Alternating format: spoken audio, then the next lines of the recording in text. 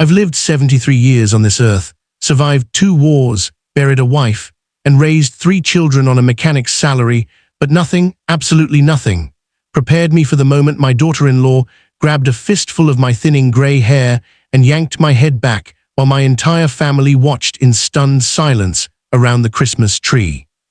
My name is Walter Brennan, and I suppose I should have seen it coming. The signs were there, scattered like breadcrumbs through the past 5 years since my son Marcus married Vivienne.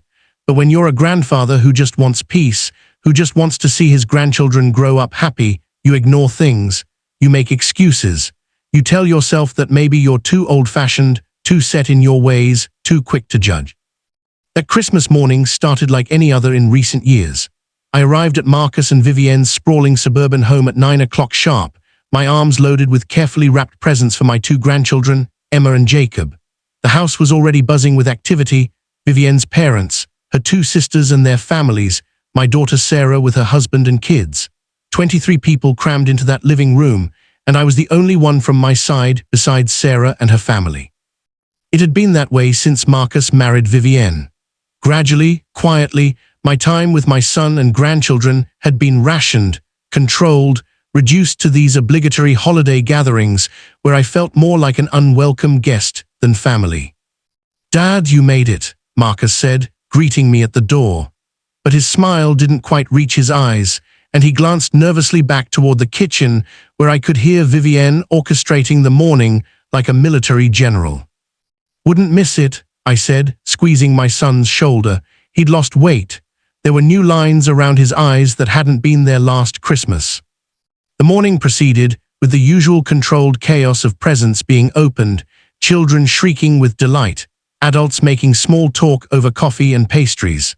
I sat in my designated chair, the uncomfortable wooden one near the window, not the plush recliners reserved for Vivienne's family, and watched my grandchildren open the gifts I'd spent weeks selecting.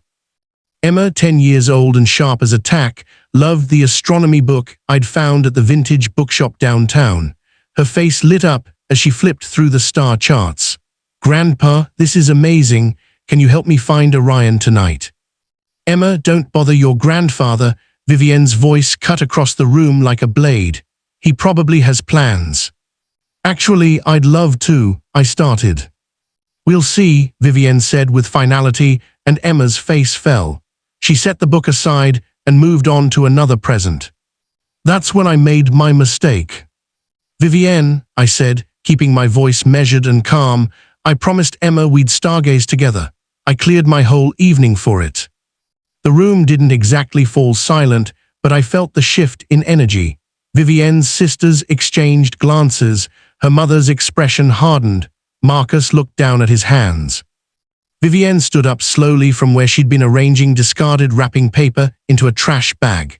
She was a tall woman, imposing in her perfectly coordinated Christmas sweater and designer jeans, her blonde hair styled in that effortless way that probably took an hour to achieve. "Walter," she said, "she never called me Dad, always discussed this. You don't make plans with the children without consulting me first."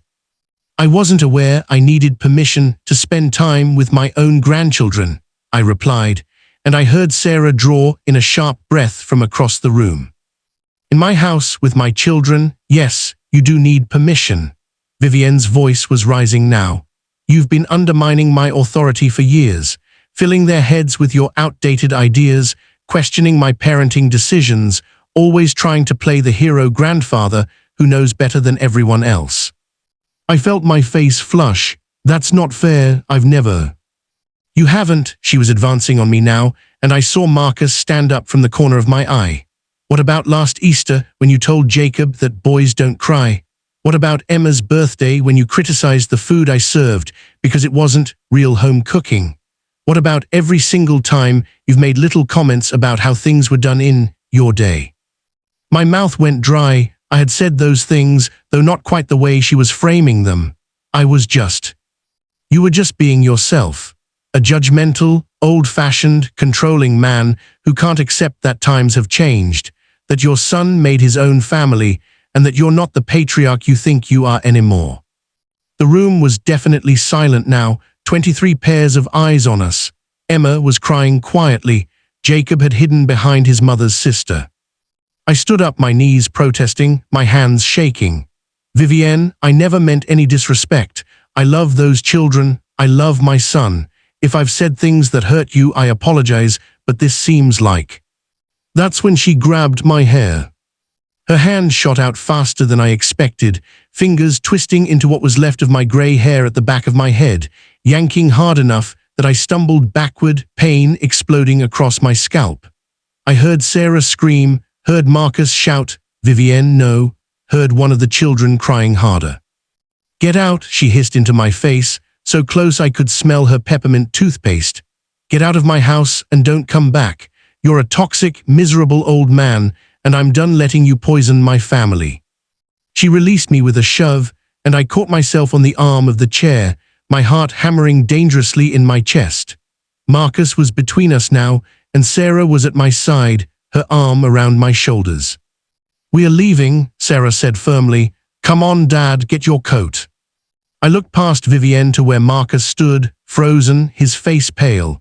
Our eyes met, and I saw something break in my son's expression, shame, grief, fear, all mixed together.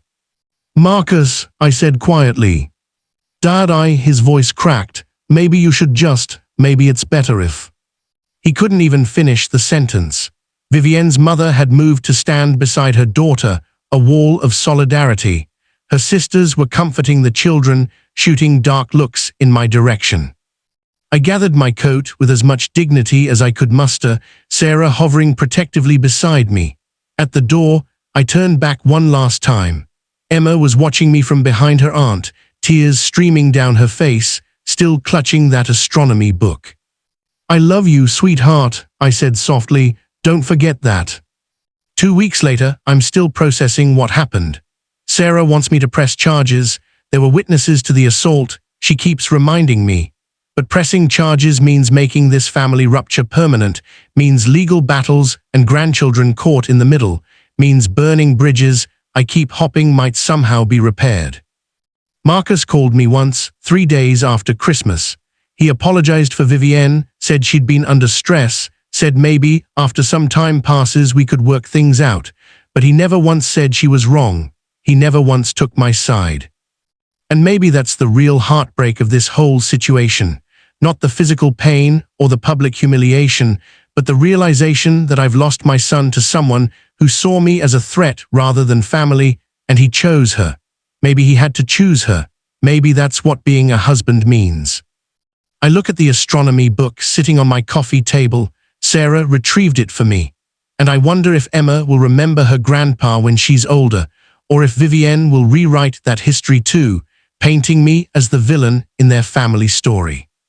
They say getting old means losing things. I just never imagined I'd lose this much, this fast, on what should have been the most joyful morning of the year.